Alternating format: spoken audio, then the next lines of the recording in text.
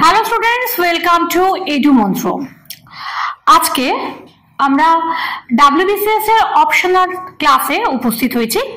আচ্ছা, এই ক্লাসে আমি আগের যে ক্লাসগুলো হয়েছিল সেই ক্লাসে ফার্স্ট পেপার পড়িয়েছিলাম তোমাদের ভাষাতত্ত্বের উপরে। আজকে আমরা ডাব্লিউবিসিএস এর যে ক্লাসটা করব সেটা হচ্ছে সেকেন্ড পেপারে, সেখানে আছে বৈষ্ণব পদাবলী। তো বৈষ্ণব পদাবলী পড়ার আগে আমরা কিছু ইনফরমেশন তোমাদের দিই। সেই ইনফরমেশনগুলো হলো যে আমাদের বেঙ্গলির অপশনালের একটা কোর্স চালু হয়েছে, যেটা অনলাইন অফলাইন দুটোই রয়েছে, এবং এক্ষেত্রে আমরা মান্থলি একটা ফিজে, খুব নমিনাল একটা ফিজে তোমাদের ক্লাসগুলো দেবো এবং বেশ কিছু সুবিধা দেবো। দেখে নাও কি কি সুবিধা আছে, সেগুলো তোমরা স্ক্রিনে দেখে নেবে। এবং শুধু বেঙ্গলি নয়, এছাড়া তার সঙ্গে সঙ্গে ইংলিশেরও একটা কিন্তু ক্লাস দেওয়া রয়েছে। এই দেখো ওপরে, WBCS men's language paper writing workshop online, অর্থাৎ এখানে রাইটিং ওয়ার্কশপ তোমাদের করানো হবে এবং এখানেও অনলাইন অফলাইন দুটোই সুবিধা তোমরা পাচ্ছ, এবং যে ক্ষেত্রে যার যেটা সুবিধা সে সেটা প্রোভাইড করতে পারো এবং স্ক্রিনে দেওয়া নাম্বারে যোগাযোগ করতে পারো খুব নমিনাল চার্জে। এবং তোমরা আরো অনেক সুবিধা সহ, মক টেস্ট সহ বেশ কিছু ক্লাস তোমরা এখানে করতে পারবে। এবং তার সঙ্গে সঙ্গে আমাদের এক্সপিরিয়েন্সড টিচাররা এবং সঙ্গে আমি বাংলার ক্ষেত্রে এবং অন্যান্য বিভিন্ন বিষয়ের যারা এক্সপিরিয়েন্স টিচার, তারা তোমাদের ডাব্লিউবিসিএস এ ক্র্যাক করার জন্য অলওয়েজ তারা রেডি, যে তোমরা যাতে ডাব্লিউবিসিএস ক্র্যাক করতে পারো খুব সহজে। এবং সেই ক্ষেত্রে আমরা সকলে তোমাদের সঙ্গে আছি, এবং যে কোনো এনকোয়ারির জন্য আমাদের স্ক্রিনে দেওয়া নম্বরে ফোন করো, যোগাযোগ করো। এবং এরপরে আমরা ফিরে যাচ্ছি আমাদের ক্লাসে। চলো, আজকে আমাদের যে ক্লাসটা সেটা হচ্ছে বৈষ্ণব পদাবলীর ক্লাস। বৈষ্ণব পদাবলী তো তোমরা ক্লাস 11-এ পড়েছো। গ্রাজুয়েশন যাদের বাংলা ছিল তারাও কিছুটা জানো, তবে হয়তো সময়ের চাপে একটু পলি পড়ে গেছে। তো সেজন্য আমরা বৈষ্ণব পদাবলীর গৌড়চন্দ্রিকা পদটি পড়ার আগে একটা ছোট্ট সেশন নেব, যেখানে বৈষ্ণব পদাবলী সম্পর্কে আমরা কিছুটা ধারণা দেওয়ার চেষ্টা করব। বৈষ্ণব পদাবলী হলো যে মধ্যযুগের, মানে আমাদের আদি মধ্যযুগ থেকে নিয়ে শুরু করে আর সম্পূর্ণ মধ্যযুগ পর্যন্ত এটা একটা লম্বা একটা বিষয়, এবং যেখানে মূলত রাধা কৃষ্ণ লীলাকে নিয়ে একটি বিশাল পদাবলী সাহিত্য রচিত হয়েছে। চৈতন্য পূর্ব যুগে তখন চণ্ডীদাস, বিদ্যাপতি বা এরকম যারা পদকর্তা ছিলেন, তারা কিন্তু শুধুমাত্র রাধা কৃষ্ণের প্রেমলীলাকে নিয়ে রসাস্বাদন করার উদ্দেশ্যে বেশ কিছু পদ রচনা করেছিলেন। তবে চৈতন্যের আবির্ভাবের পরে পদাবলী সাহিত্য এক নতুন রূপ গ্রহণ করলো। সেখানে তখন তৈরি হলো বৈষ্ণব অলঙ্কার শাস্ত্র, বৈষ্ণব রসভাষ্য, এবং সেই রসভাষ্যতে যে বিভিন্ন যে রাধাকৃষ্ণ পদগুলি, সেই পদগুলিকে বেশ কিছু পর্যায়ে ভাগ করা হলো, যার মধ্যে একটি অন্যতম পদ হলো গৌড়চন্দ্রিকা। গৌড়চন্দ্রিকা ছাড়াও পূর্বরাগ, অভিসার, মাথুর, প্রেম বৈচিত্র্য, এরকম ধরনের বহু পদ রয়েছে, যেগুলো আমরা পরবর্তী ক্লাসগুলোতে আলোচনা করব। এবং এক্ষেত্রে আমরা দেখব যে গৌড়চন্দ্রিকা পদের মূল বিষয়টি হলো কিন্তু গৌরাঙ্গকে নিয়ে।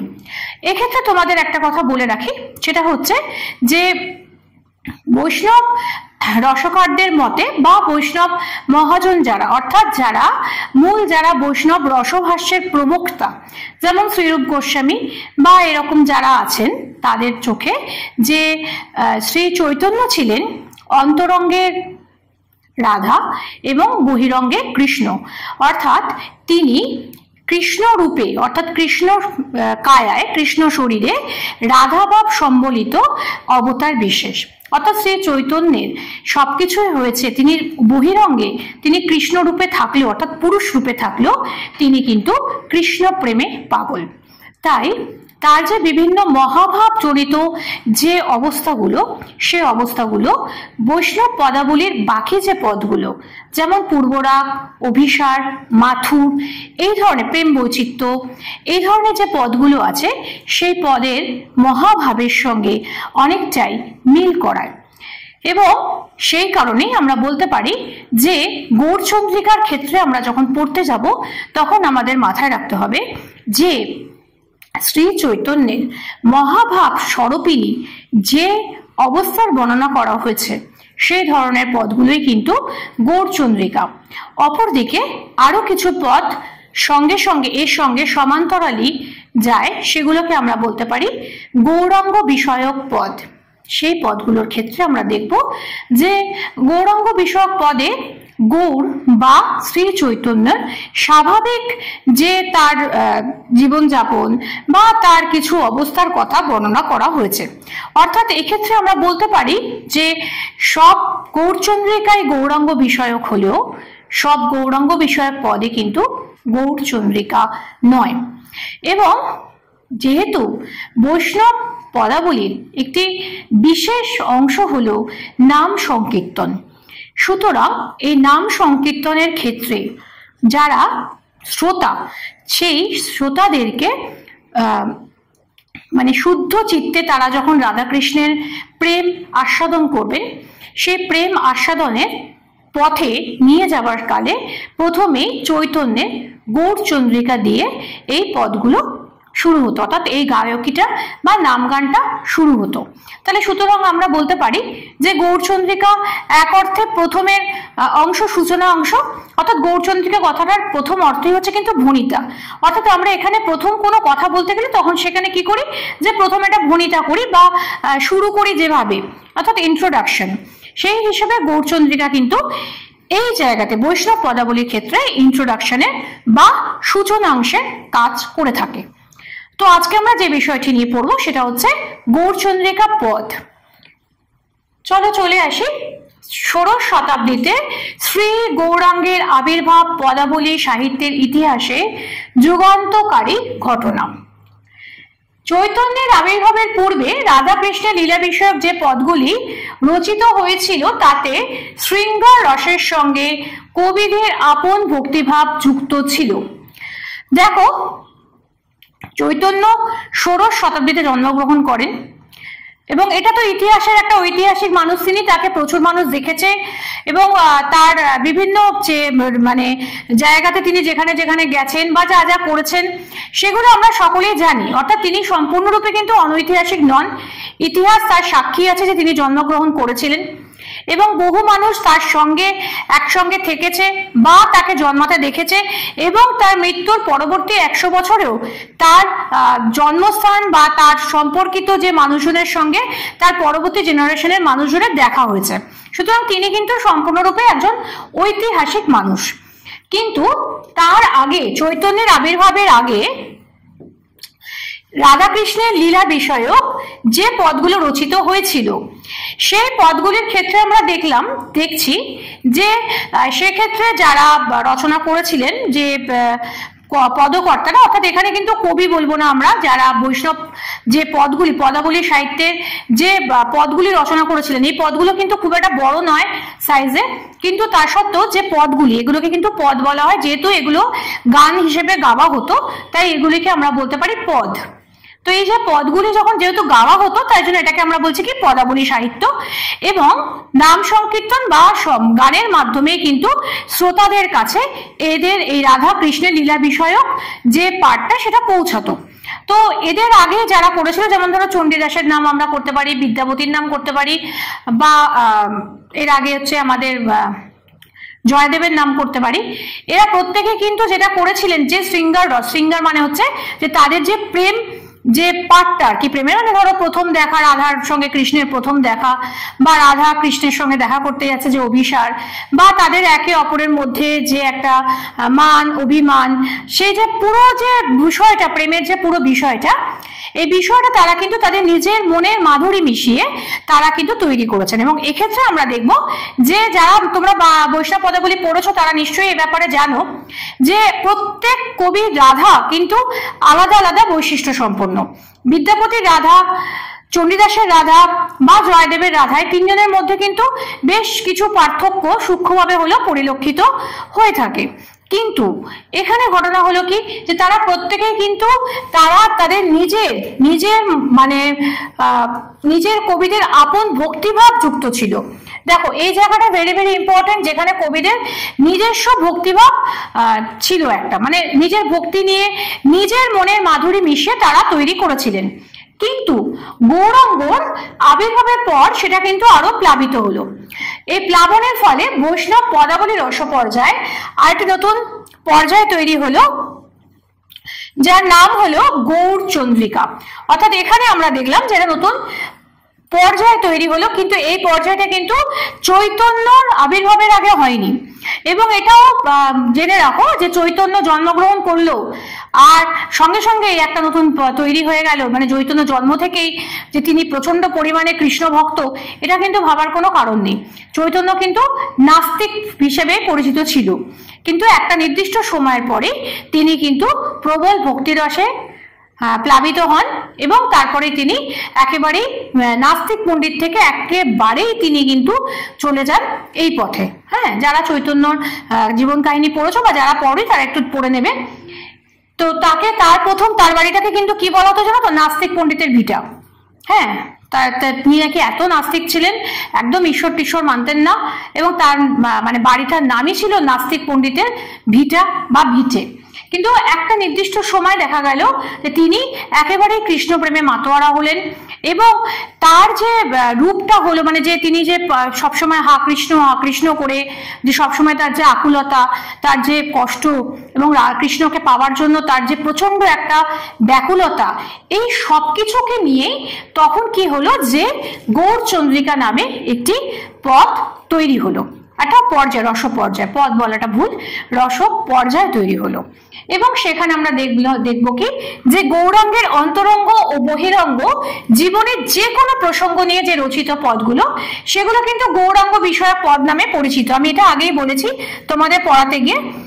তো এটা কিন্তু তোমাদের অবশ্যই নোটসের মধ্যে লিখে দেবে যে গৌরচন্দ্রিকা যখন লিখবে তখন কিন্তু অবশ্যই এই কথাটা তোমাদের বলতে হবে যে গৌরচন্দ্রিকা আর গৌরাঙ্গ বিষয়ক পদের মধ্যে কিন্তু একটা সূক্ষ্ম পার্থক্য রয়েছে। অর্থাৎ গৌরাঙ্গের অন্তরঙ্গ বা বহিরঙ্গ যে কোনো বিষয়, যেটা যে কোনো প্রসঙ্গ নিয়ে যে পদগুলো, সেগুলো সবকটাই কিন্তু গৌরাঙ্গ বিষয়ক পদ। এর মধ্যে গৌরচন্দ্রিকা নামে যে বিশিষ্ট পদগুলিকে চিহ্নিত করা হয় সেগুলো সবই কিন্তু ব্যবহার বিশিষ্টতায় স্বতন্ত্র। দেখো, এই জায়গাটা খুব ইম্পর্টেন্ট। রাধা কৃষ্ণ লীলার সঙ্গে ভাবগত এবং রসগত ঐক্য থাকলে তবেই তা গৌর চন্দ্রিকা রূপে গীত হয়। অর্থাৎ কৃষ্ণ রাধার সঙ্গে কৃষ্ণের প্রথম দেখা, যাকে পূর্বরাগ বলি আমরা, বৈষ্ণব রস পর্যায়ে পূর্বরাগ, বা শ্রী রাধিকা কৃষ্ণের সঙ্গে দেখা করতে যাচ্ছেন, সেটি হলো অভিসার। এই ধরনের যে বিষয়গুলো, এই ধরনের বিষয়গুলো নিয়ে বিষয়ের সঙ্গে যখন শ্রী গৌরাঙ্গের যে অবস্থান, সেই অবস্থার যে ভাবগত বা রসগত যদি ঐক্য থাকে, তখন তাকে বলছি কি যে গৌর চন্দ্রিকা। এবং সুতরাং আমরা বলতে পারি সব গৌর চন্দ্রিকা গৌরাঙ্গ বিষয়ক পদ হলেও সব গৌরাঙ্গ বিষয় কিন্তু গৌর চন্দ্রিকা নয়। এই লাইনটা তুলেও প্রশ্নটা কিন্তু আসতে পারে, যেখানে একটা প্রশ্ন থাকে যে গৌর চন্দ্রিকা, সব গৌর চন্দ্রিকা গৌরাঙ্গ বিষয়ক পদ হলেও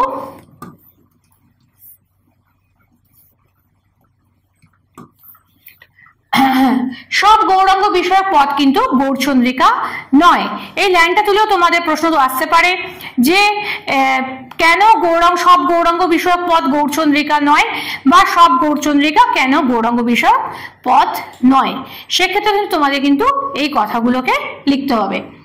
এরপরে আসছেন যে গৌরাঙ্গ হলেন কৃষ্ণের রাধাভাব দ্যুতি সুবলিত মূর্তি। এখন কথাটা হচ্ছে যে এই কথাটার মানেটা কি, অর্থটা কি? গৌরাঙ্গ হলেন কৃষ্ণের রাধাভাব দ্যুতি সুবলিত মূর্তি। অর্থাৎ গৌরাঙ্গর মধ্যে দিয়ে রাধার যে মহাভাবের যে প্রত্যেকটা পর্যায়ে আমরা কিন্তু গৌরাঙ্গের মধ্যে দিয়ে দেখতে পেয়েছি। অর্থাৎ রাধার কেমন হয়েছিল কৃষ্ণের সঙ্গে প্রথম পূর্বরাগের সময়, অভিসার, প্রেম বৈচিত্র্য বা মাথুর বা ভাবোল্লাস, যে কটা পর্যায়ে আমরা পাচ্ছি, সেই প্রত্যেকটা পর্যায়ে যে যে বিষয়গুলো, যে যে অবস্থাগুলো আমরা পাবো, বর্ণনাগুলো পাবো, সেই প্রত্যেকটা অবস্থা আমরা গৌরাঙ্গের মধ্যে প্রত্যক্ষ করেছি। সেই কারণে গৌরাঙ্গকে বলা হয়েছে যে তিনি একই সঙ্গে রসরাজ কৃষ্ণ এবং মহাভাবময়ী রাধার প্রকাশ। তিনি অন্তরে কৃষ্ণ, বাইরে গৌর। যেহেতু তিনি অন্তরে, তিনি ভেতরে, মানে অন্তরে তিনি কৃষ্ণের রূপ, কিন্তু বাইরে তিনি গৌর, অর্থাৎ তিনি শরীরের দিক থেকে কৃষ্ণ, কিন্তু বাইরের দিক থেকে তিনি যে রাধাভাব সম্বলিত, তার কারণ হচ্ছে তার গাত্রবর্ণ। রাধাকে আমরা দেখেছি যে কৃষ্ণবর্ণ, শ্রীকৃষ্ণ হলেন কৃষ্ণবর্ণ, তার গায়ের রং কালো। অপরদিকে শ্রী রাধা তিনি ফর্সা, সাদা। যেখানে যে কোনো জায়গায় রাধাকৃষ্ণের মূর্তি যখন আমরা দেখি তখন সেখানে আমরা কৃষ্ণকে দেখি কোষ্ঠী পাথরে, অর্থাৎ গায়ের রং তার কৃষ্ণবর্ণ, তাই সেক্ষেত্রে তিনি কৃষ্ণ রূপে মানে কৃষ্ণ বর্ণ, এবং সেই জন্যই তার নাম কিন্তু শ্রীকৃষ্ণ। অপরদিকে শ্রী রাধিকাকে আমরা কিন্তু দেখেছি তিনি সাদা মানে ফর্সা, এবং সেই জন্যই তার এই রাধা ভাবের জন্যই তিনি বাইরে গৌর। তার নিজলীলার অভিব্যক্তিতে ব্রজলীলা সুপরিস্ফুট হয়ে ওঠে। এই গৌরলীলার সাহায্যে কৃষ্ণলীলার আস্বাদন ভক্তেরা পেতে পারেন, এবং ভক্তরা তাকে দেখে, যে গৌরাঙ্গকে দেখে রাধা ভাবের যে রূপ, সেই রূপটা তারা আস্বাদন করেন। এবং এক্ষেত্রে কি হয়, যে যখন আমরা রাধা কৃষ্ণের যে লীলা যখন আমরা আস্বাদন করতে যাব, তার আগে সেই মানে মহাভাব যে সেই যিনি সেই নাম সংকীর্তন শোনার আগে তার একটা সূচনাংশ বা তার একটা গৌরচন্দ্রিকা থাকা প্রয়োজন, তবেই তারা সেই অংশে সেই মানসিকতায় উত্তীর্ণ হতে পারেন। সেই কারণে এই গৌরচন্দ্রিকার পদগুলির সৃষ্টি হয়। তো বৈষ্ণবীয় পদ পরিভাষায় লীলা শব্দের অর্থ কিন্তু ঈশ্বরের মানব রূপ এবং মানব স্বভাব অবলম্বন বা আত্মপ্রকাশ। এবং বৈষ্ণব পদাবলীর রসভাষ্যে প্রথমেই যেটা বলা হয়েছে সেটা হচ্ছে যে শ্রী বিষ্ণু তিনি মানব রূপে মানব লীলা করার জন্যই তিনি কিন্তু মর্তে অবতীর্ণ হন শ্রীকৃষ্ণ রূপে। এবং শ্রী বিষ্ণুকে আমরা যতটা জানি আমরা, তাতে আমরা দেখেছি তিনি চতুর্ভুজ, অর্থাৎ তার চারটি হাত, শঙ্খ চক্র গদা পদ্ম। তিনি যখন ব্রজধামে লীলা করার জন্য তিনি যখন মর্তে নেমে এলেন, তখন কিন্তু তিনি দ্বিভুজ, এবং তার বাম অংশ থেকে লাধিনী শক্তি রূপে শ্রী লক্ষ্মী তার সঙ্গে জন্ম নিলেন মর্তে রাধা রূপে, এবং তিনি তার বাম অংশ থেকে লাধিনী শক্তি হিসেবে শ্রী রাধিকাকে সৃষ্টি করলেন এই প্রেমরস আস্বাদন করার জন্য, এবং জগৎ সংসারে এই প্রেমের স্বরূপকে প্রকাশ করার জন্য। তো গৌরাঙ্গর ক্ষেত্রে আমরা দেখব যে এই লীলা শব্দের অর্থ তাহলে হলো যে ঈশ্বরের মানব রূপ এবং মানব স্বভাব অবলম্বন বা আত্মপ্রকাশ। তাহলে এই লীলাতে ঈশ্বরের অসীম আগ্রহ, এর ফলে ভক্তদের সুখ সম্পাদন এবং সাধারণ মানুষকে রাগ ধর্মপথে আনাও কিন্তু সম্ভব হয়। এবং এখানে তিনি মানুষকে আধ্যাত্মিক পথে বা সঠিক পথে আনার জন্যই এই ধরনের লীলার সৃষ্টি করলেন। এবং সেই লীলা যখন তিনি সৃষ্টি করলেন, তখন এই ধর্মপথে বৈষ্ণব মহাজনেরা এই রাধা কৃষ্ণের লীলা শ্রী গৌরাঙ্গের একই দেহে প্রত্যক্ষ করলেন, এবং সেই কারণে তারা শ্রী গৌরাঙ্গকে কি বললেন, যে একই দেহে দ্বারা তিনি হচ্ছেন অন্তরঙ্গে কৃষ্ণ, বহিরঙ্গে রাধা। এবং গোবিন্দ দাস, রাধামোহন প্রমুখ পদকর্তাদের লেখনীতে তা ফুটে উঠেছে, মানে এই গৌরচন্দ্রিকার যে রূপ, যে ভাবটা, সেই ভাবনাগুলো ফুটে উঠেছে। এবং এক্ষেত্রে দেখো যে তোমাদের এই গৌরচন্দ্রিকার ক্ষেত্রে যে প্রশ্নগুলো আসতে পারে সেটা হচ্ছে যে গৌরচন্দ্রিকা কাকে বলে। একদম সিম্পল একটা কোশ্চেন আসতে পারে যে গৌরচন্দ্রিকা বলতে কি বোঝো, বা বৈষ্ণব পদাবলীতে গৌরচন্দ্রিকার গুরুত্ব আলোচনা করো, এবং এ বিষয়ে একজন পদকর্তার গুরুত্ব বা পদকর্তার সম্পর্কে আলোচনা করো। কোন পদকর্তার সম্পর্কে আলোচনা সেটা আমরা এর পরবর্তী কোনো ক্লাসে আলোচনা করব। আজকের জন্য এইটুকুনি। আমার ক্লাস তোমাদের যদি ভালো লাগে তাহলে অবশ্যই লাইক করো। যারা আজকে প্রথম এসছো, আমার এর আগে এই ক্লাসগুলোতে ফার্স্ট পেপার অর্থাৎ প্রথম পত্রের ভাষাতত্ত্বের উপর বেশ কিছু আলোচনা দেওয়া রয়েছে, সেইগুলো দেখে নিতে পারো। সেকেন্ড পেপারের আজকে আমি প্রথম শুরু করলাম এই ক্লাসটা। প্রত্যেকটা ক্লাসকে যদি ঠিক করে দেখতে থাকো বা ক্লাসগুলো করতে থাকো, আশা করি বৈষ্ণব পদাবলী নিয়ে তোমাদের কোনো অসুবিধা হবে না। এবং সেই কারণে তোমরা অবশ্যই ক্লাসগুলোকে দেখো। যদি কোথাও কোনো প্রশ্ন থাকে কমেন্ট করো, শেয়ার করো বন্ধুদের মাঝখানে, এবং আরো অনেক বেশি ভিডিওগুলো পাওয়ার জন্য আমাদের এডুমন্ত্র চ্যানেলটিকে সাবস্ক্রাইব করো এবং পাশে বেল আইকনটি প্রেস করে রাখো, যাতে কোনো ভিডিও এলে প্রথমেই সেটা তোমাদের কাছে পৌঁছে যায়। ফিরে আসবো খুব শিগগিরই এই বিষয়ের অন্য ভিডিওতে।